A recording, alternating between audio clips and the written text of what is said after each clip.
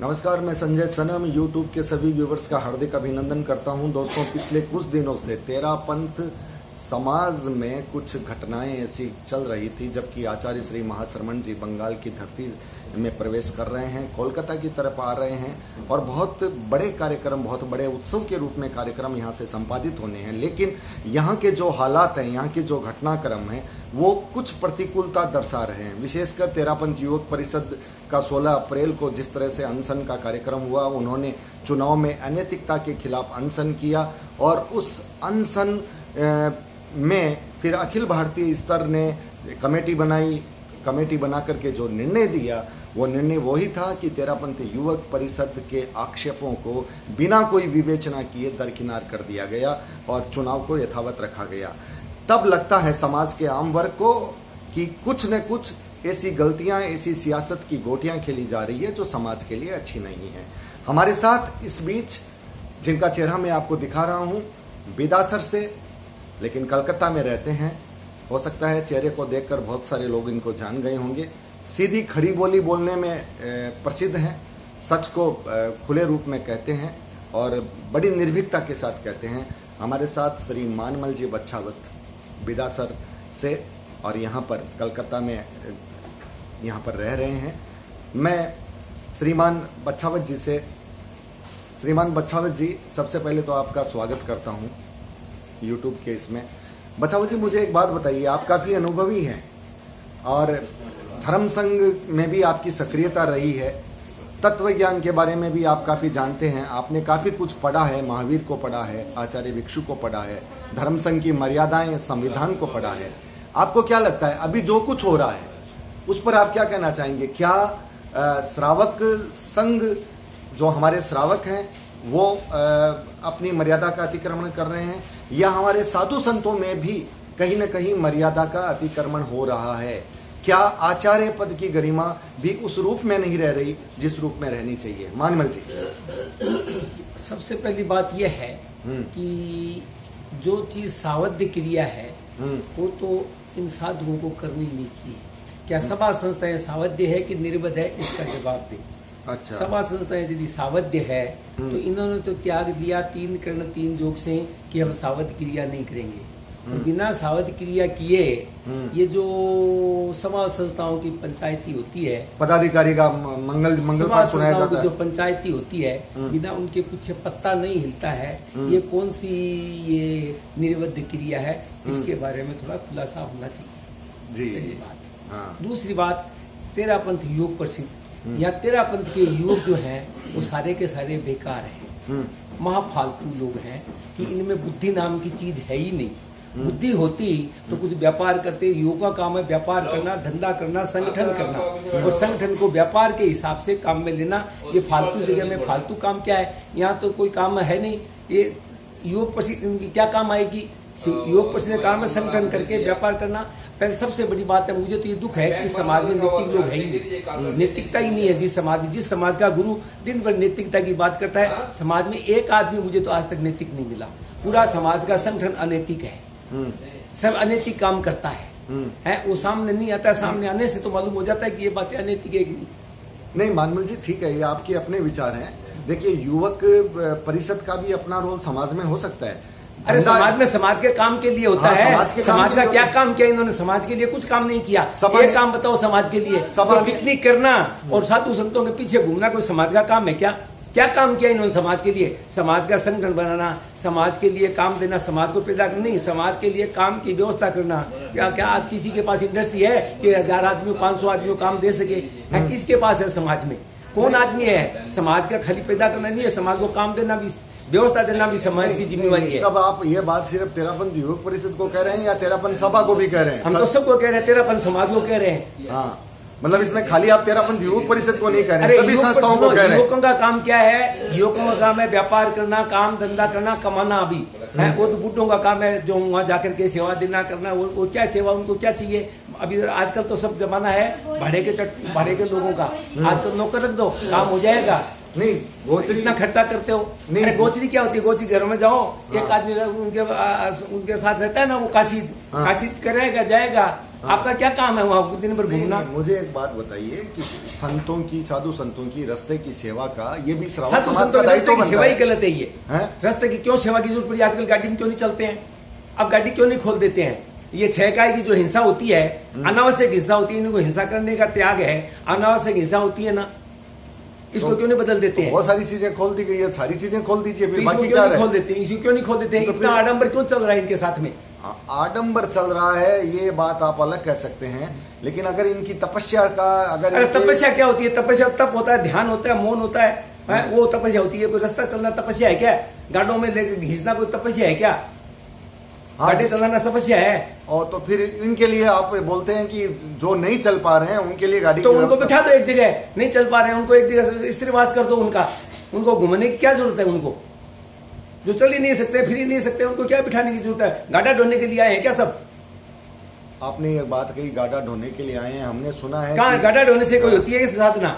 गाड़ा ढोने से नहीं होती साधना। साधना के लिए तप होता है, ध्यान होता है, मौन होता है और शांति होती है। यहाँ तो दिन भर अशांति, दिन भर प्रोग्राम, दिन भर प्रोग्राम। क्या चीज का प्रोग्राम होता है? प्रोग्राम साधुओं के लिए क्या है? प्रोग्राम होता है समाज में। यही समाज में भी आजकल जो है झूठे प्रोग्राम बेसी होने लग गए, दिखावटी है। खाली 4 पैसा किसी के पास हो गया, वो वहां पर फेंक करके अपना नाम करना चाहता है।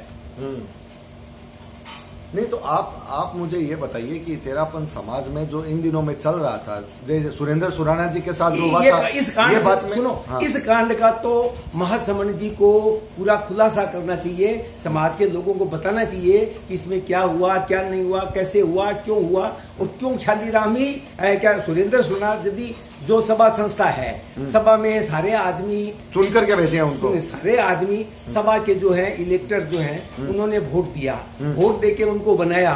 तो इनमें उनमें क्या गलती हुई कि उसको नहीं बनाएंगे, ख्यालीराम को ही बनाएंगे? ख्यालीराम जीतता क्यों नहीं? जीतता, ख्यालीराम जीतता, उसमें दम था तो।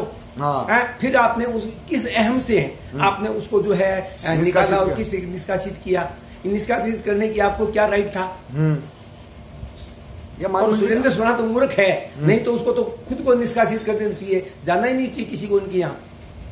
मतलब उनको इस तेरापंथ में आना ही नहीं चाहिए? नहीं, बिल्कुल नहीं आना चाहिए। बहुत अच्छे अच्छे संत हैं। भाई सीधी सी बात है, तेरापंथ देखिए एक बात है। और सुनो, संतों की क्या जरूरत है? सुनो, आपको दीदी धर्म करना है। धर्म क्या है? धर्म सिर्फ ध्यान है और कोई चीज धर्म नहीं है। धर्म वस्तु का स्वभाव है। आप वस्तु का स्वभाव है दया, दान, तप, ध्यान। आप वो कीजिए बैठ करके घर में, सुबह सुबह 4 बजे उठ करके 7 बजे तक कीजिए। उसके बाद अपना व्यापार धंधा कीजिए, काम कीजिए। उसके बाद समाज की, शाम को 5 बजे के बाद में समाज की सेवा कीजिए। आप समाज के लिए क्या किया? समाज के लिए क्या करते हैं आप? समाज के लिए कुछ नहीं, खाली साधुओं के लिए करते हैं, नाम समाज का लेते हैं। ये भी सबसे बड़ी विडंबना है। और साधुओं के लिए करते हैं तो साधु भी तो समाज के हैं। साधु समाज के, साधुओं की ये काम करने के, साधुओं के लिए बैठ करके व्यवस्था देनी है। साधु बैठो, उनको खाना दो, उनको कपड़ा दो, उनको स्थान की व्यवस्था दो, शांति से जियो, वो भी शांति से जियो और लोगों को भी शांति से जीने। एक बात मानवल जी, जो बात आजकल आम लोगों के मन में आ रही है कि साधु समाज का ये संस्थाओं में पदाधिकारी चयन करना, साधु पंचायती करने की जरूरत क्या है? साधु क्या करते हैं? साधु क्यों करे पंचायती की बात? ये राजनीति क्यों हो रही है? लोगों के मन में आक्रोश है इस बात का। आजकल 90% आदमी जो अकेला मिलता है ना, वो यही बात करता है। सामने किसी की बोलने की ताकत नहीं है। क्यों बोलेगा कि सामने 5 आदमी बोलेगा तो लोग उसको पागल कहेंगे, इसलिए क्यों बोले? वो क्या जरूरत है उसको बोलने की? लेकिन मन में जब जो भी आदमी मिलता है वो अपनी बात से मिलने से वो बात कहता है कि आजकल ये खराब, ये खराब, ये खराब, ये खराब, सब उसी की आलोचना करता है। तो जब जो ज्ञान देने वाले, मार्गदर्शन देने वाले, अरे मार्गदर्शन अपने रास्ते से भटक रहे हैं, भटक गए, भटक क्या रहे? भटक गए। ज्ञान है क्या? क्या ज्ञान देते हैं? किसको ज्ञान देते हैं? एक आदमी समाज का सुधरा क्या? हमको तो एक आदमी समाज का सुधरा हुआ नहीं दिखाई दिया। सारे के सारे अनैतिक हैं। समाज में अनैतिकता जब होती है तो आपको किसी को पूछा गया कि भाई तुम अनैतिकता, बोले कहाँ है? फिर हमने अभी एक दिन वो हमारे वो एक परिचित आदमी था, उनको मैं से कहते तो वो कहते, नाम नहीं लूंगा उनका, वो बोले भाई ठीक है, वो कहाँ अनैतिकता है? फिर ये युग प्रसिद्ध का चुनाव हुआ, उसमें उसने मुझे कहा कि देखो ये बैलेट पेपर इधर उधर कर दिए, इनको नहीं जाने दिया, इनको नहीं करने दिया। तब हमने उनको कहा कि देखो हम जो रोज बोलते थे आपको कि समाज नैतिक नहीं है, यही तो बातें हैं समाज अनैतिकता की। अब आपको प्रूफ हो गया ना कि समाज अनैतिक है। हाँ, उसने मान लिया कि आप इसलिए बोलते हो तो सही है। पर्सनल आदमी बोलने से उसको गुस्सा आता है कि हम अनैतिक कहाँ है। अरे वो भी है। हाँ नहीं ठीक है, देखिए समाज में सब तरह के लोग होते हैं, अच्छे भी होते हैं, बुरे भी होते हैं, कुछ अपवाद स्वरूप बहुत अच्छे भी होते हैं, कुछ पदाधिकारी ऐसे भी होंगे जो बहुत अच्छे होंगे लेकिन पसीज रहे होंगे, लेकिन अरे उनकी चलती कहाँ है? चलती नहीं है, उनकी चलती नहीं है, वो पसीजते रहते हैं, वो गलत करना नहीं चाहते लेकिन मजबूरन हो जाता है। तो आपको ये लग रहा है कि कलकत्ता में जब महाराज पधारे, इधर धनंजय मुनि वाला प्रकरण भी, धनंजय मुनि भी आ गए हैं, तो ये आपको इतनी जो घटनाएं सामने दिख रही है, तो ये आपको क्या लग रहा है कि ये धर्म की प्रभावना हो रही है या राजनीति की प्रभावना हो रही है? धर्म क्या होता है? धर्म तो शांति में होता है, अशांति है, दिन भर अशांति है। यहाँ तो शांति कहाँ है? धर्म शांति होता है, धर्म शांति सिखाता है। धर्म की अशांति सिखाता है क्या? दिन भर शांति है। इनको तो शांति है कहाँ? तो जब इनके मन साधु होता है, प्रशांत होता है, शांत होता है, खुशी होता है। इनको दिन भर चिंता, दिन भर चिंतन, दिन भर हो क्या होगा, है क्या होगा, ये दिन भर चिंता सताती है इनको। तो कहाँ साधुत्व है? साधु होता है शांत प्रशांत एकदम। यहाँ कहाँ शांत है, कहाँ प्रशांत है? और एक जो बीच में बात आ रही थी कुछ साधुओं की, एक फोटोग्राफर की, भाई बबलू के बिना इनका तेरापन समाज चल नहीं सकता है। अभी तेरापन समाज के लोग कहते हैं, मुझे नहीं मालूम है, मैं तो जाता नहीं हूँ। हाँ। लेकिन लोग कहते हैं कि बबलू के पास इस समाज के कुछ राज हैं, इनके लोगों के कुछ राज हैं, इसलिए उसको अलग नहीं किया जाता। वो जितनी अनैतिकता करता है, कितनी बातें उसके बारे में आई और रियल में है, लेकिन सवाल ऐसा है कि वो उसके बिना, क्योंकि उसके पास कुछ राज है, तो लोगों को डर है कि वो राज खुल नहीं जाए, इसलिए वो बबलू को अपना गुरु मानते हैं। बबलू के बिना ये समाज चल नहीं सकती है। मतलब इसका मतलब आप ये कहना चाहते हो कि महाश्रमण जी से ऊपर ही देखिए, ये हमने कुछ भी सुनो, बिना देखे आरोप नहीं लगाते हैं। हम लोगों से सुनते हैं कि भाई बिना बबलू के इस समाज का पत्ता नहीं हिल सकता, इसका मतलब तो कुछ राज है। इसका मतलब तो वही प्रमुख हो गया। प्रमुख तो वही है जिसके पास राज होता है, किसी का किसी का राज होता है, वही प्रमुख होता है। उससे डरता है सब, क्योंकि वो खोल देगा पत्ता।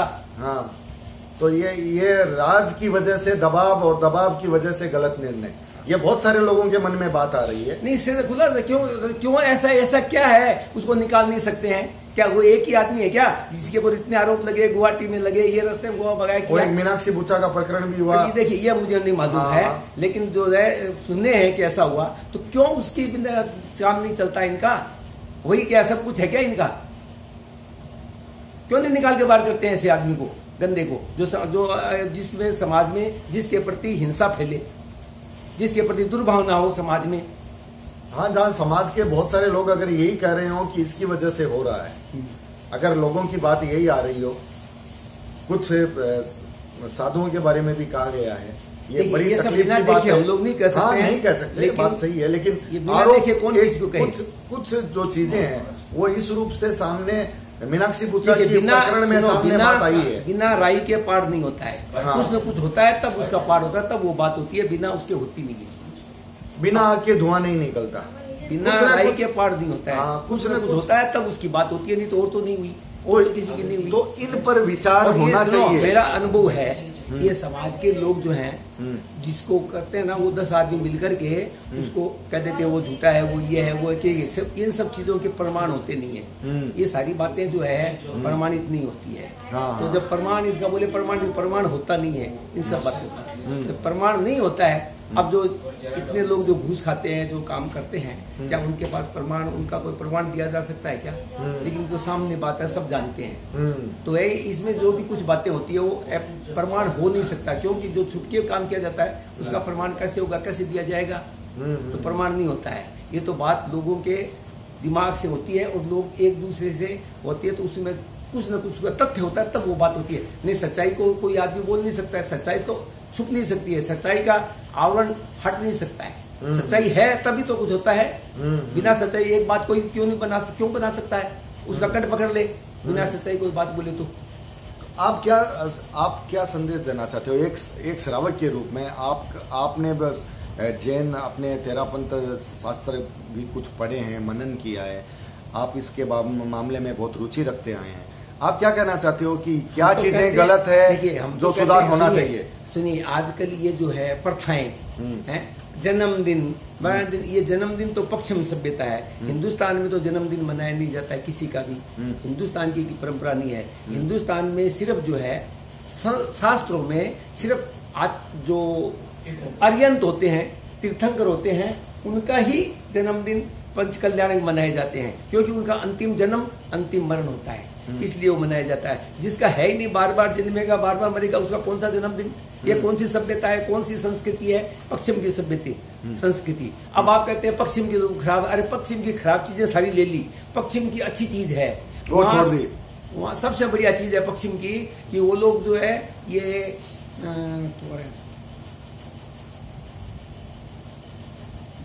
चलिए कोई बात बाद में याद आ जाएगी। पश्चिम की जो है ये जो महावीर की जो है मोह की चीज, वो मोह करते ही नहीं है। यहाँ तो मोह से भरे हुए, पश्चिम वाले लोग मोह नहीं करते हैं किसी चीज का, कोई चीज इकट्ठी नहीं करते हैं। आया काम किया वो फेंक दिया, जो भी आया मिला उसे काम किया निकाल दिया, मोह तो भरा हुआ है। तो जब मोह है, कहाँ महावीर की बात है?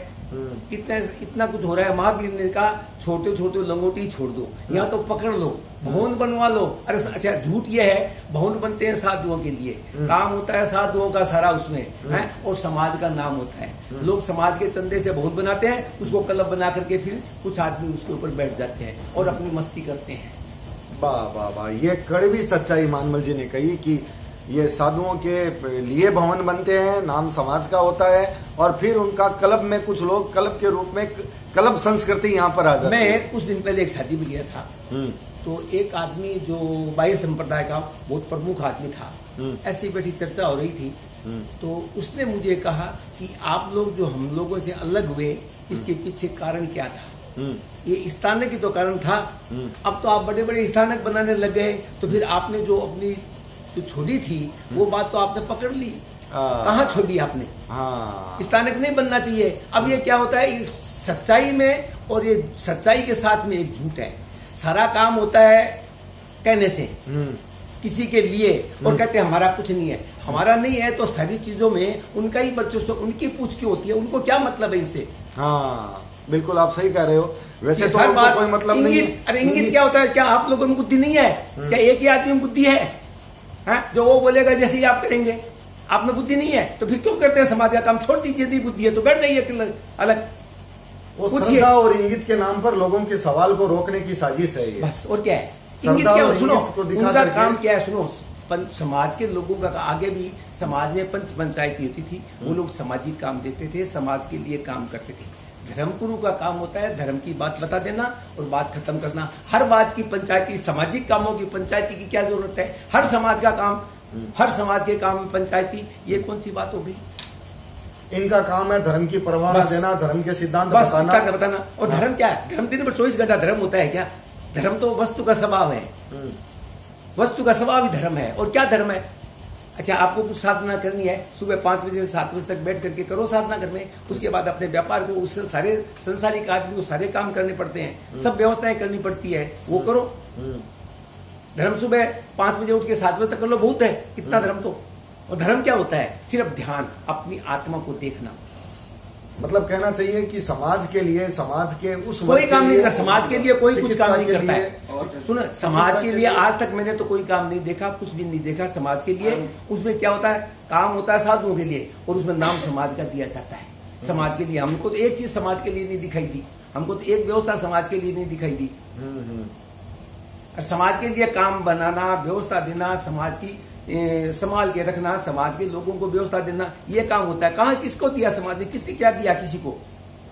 मतलब एक बात होती है कि समाज के युवाओं को जो, अरे समाज के युवा तो मां फालतू नहीं, वैसे हम तो कहते सुनो, हम तो ये समझते हैं कि समाज के युवा में बुद्धि होती उनमें, तो वो ये साधुओं के पीछे घूमते क्या है? गोत्री में लोग तो है ना। अरे समाज के युवा जो है बुद्धिमान है, अभी उनकी उम्र है, सुनिए 25 से 50 वर्ष की उम्र है, वो व्यापार करने की है। अपना व्यापार करो, धंधा करो, परिवार को पालो, बड़े बनो, ये करो, ये उनका काम होना चाहिए संगठित करके। अब बोलते हैं समाज में नैतिकता। हम पहली बात ये कहते हैं, हमने लोगों को पूछा भैया आदमी की जरूरत होती है, कोई अच्छा आदमी बताओ काम के लिए? ना नैतिक तो कोई है ही नहीं है। उनके ऊपर विश्वास किसी पर किया ही नहीं जा सकता है कि उनको काम करा दे, उनके ऊपर लगा दे, कर दे। ऐसा तो मुझे आज तक कोई एक आदमी नहीं दिखाई दिया। तो समाज में नैतिकता कहाँ है? अरे समाज में नैतिकता के लिए समाज को व्यवस्था देनी होती है। जो कमजोर वर्ग है उनको काम में लगाया जाता है, व्यापार में लगाया जाता है, उनको नौकरी दी है। मैंने एक बार JRD टाटा की जीवनी पढ़ी, उसमें उन्होंने लिखा है कि हम लोग समाज के लिए, देश के लिए काम करते हैं। हम लोग इतनी इंडस्ट्री लगाते हैं, अपने लिए थोड़ी लगाते हैं, हम उसमें देश का काम होता है, देश के लोगों को काम मिलता है, देश के लोगों के लिए शिक्षा देते हैं, देश के लोगों के लिए हॉस्पिटल बनाते हैं। हम लोग देश का काम करते हैं, समाज के लिए करते हैं, देश के लिए करते हैं। यहाँ कोई समाज के लिए कुछ नहीं किया, समाज के खाली साधुओं के लिए होता है, उसमें नाम समाज का हो जाता है, काम साधुओं का होता है, और आगे बढ़ने वाले अपना नाम कमाते हैं, बस अपना अपना। अब लोगों की तो सुनिए, देखिए लोगों की बातें हैं वो नहीं बोलनी चाहिए। लोग तो बोलते हैं, किसी भी साधारण से बात करेंगे वो बोलेंगे भाई दोनों मौज करते हैं, बस, और कुछ नहीं। समाज के रुपये पर जो सब मौज करते हैं ये बोलते हैं, हर आदमी यही बात बोलता है। हर आदमी समाज में, हम उनको बोलते हैं भैया समाज में, लोग बोलते क्यों नहीं हो? बोलो बोलने की, सामने बोलने की ताकत नहीं है। क्यों? सामने बोलने से जूता मारेंगे लोग, सामने कौन बोले, क्या जरूरत है किसी को भी? मतलब इस तरह से तो एक तरह से खाप पंचायत वाला खोप हो गया है। तो ये खाप पंचायत वाला कोई बोल ही नहीं सकता है, बोलने से उसको बुरी नजर से देखेंगे, बुरे, हम लोग समाज विरोधी कहेंगे, समाज विरोधी कहेंगे। अच्छा अच्छा अच्छा, ये थे मानमल जी बच्छावत, आप जिनको सुन रहे थे। विभिन्न पहलुओं पर वो बोले, बहुत सारे विषयों पर आप सबकी सहमति हो सकती है, कुछ विषय पर आप असहमत भी हो सकते हैं, क्योंकि अभिव्यक्ति की स्वतंत्रता का अधिकार है। व्यक्ति की अपनी मन स्थिति है, अपनी भावना है, वो जो देखता है समझता है वो अपनी बात कहता है, और ये अभिव्यक्ति का अधिकार हर व्यक्ति के पास है। समाज के ये हिस्से हैं, इसलिए उन्होंने अपने दर्द को कहा है, अपना आक्रोश भी अगर इनकी जुबान से निकला है तो वो अपने हिसाब से जायज़ है। ज़रूरी नहीं कि हम सब उनकी हर बात से सहमत हों, लेकिन हाँ, जिन विषयों पर अगर कोई कड़वी बात है और अगर वो सोचने की बात है तो निश्चित रूप से समाज के हर जागरूक व्यक्तित्व का ये दायित्व तो जरूर बनता है कि वो उनको देखे। इस सिलियरी कांड का तो पूरा समाज के सामने खुलासा होना चाहिए कि क्यों हुआ, क्या हुआ, किस लिए हुआ। नहीं, समाज के सब लोगों के अंदर भ्रांति है, उसको एकदम खुलासा करना चाहिए। वो खुलासा है, वो तो फिर ख्यातिलाल जी को मंगल पाठ सुनाने की बात हो रही है। यही समझ में नहीं आ रहा है कि एक आचार्य जी ऐसा क्यों कर रहे हैं। उनका मतलब है, उनका स्थिति है। हाँ।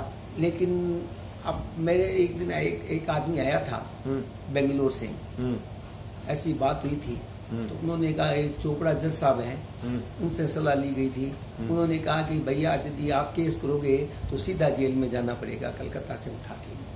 इसलिए सारी बातों को समझ करके, देख करके, और इन्होंने आपस में, अब समाज के कुछ लोग जो हैं इज्जत रखने के लिए कुछ प्रेशर दबाव करके और वो करके उनके दिया, यदि वो माफी, अब बोलते हैं उन्होंने माफी मांग ली, वो माफी मांग ली तो जरूर आता, वो तो आया नहीं है। उसकी जो पत्रावली, उसकी जो शब्दावली है उसमें कहीं माफी की बात नहीं है, उसमें कोई नहीं, और समझने वाले सब समझते हैं। ये तो खाली एक ऊपर का बनाया गया है कि चलो हमारी स्क्रिप्ट लिखी गई है, बस स्क्रिप्ट हमारी बात रह जाए, बस ये बात है। और समाज के सब लोगों को मालूम है, कोई बेवकूफ तो नहीं, समाज के सब लोग बुद्धिमान है, वो जानते हैं कि क्या हुआ, क्या नहीं हुआ, कैसे हो रहा है, क्या हो रहा है, ये सब जानते हैं, सबके मन में यही है। तो कुछ है, उसको खुलासा होना चाहिए, उसका खुलासा होना चाहिए, ये कहना चाह रहे हैं मानमल जी।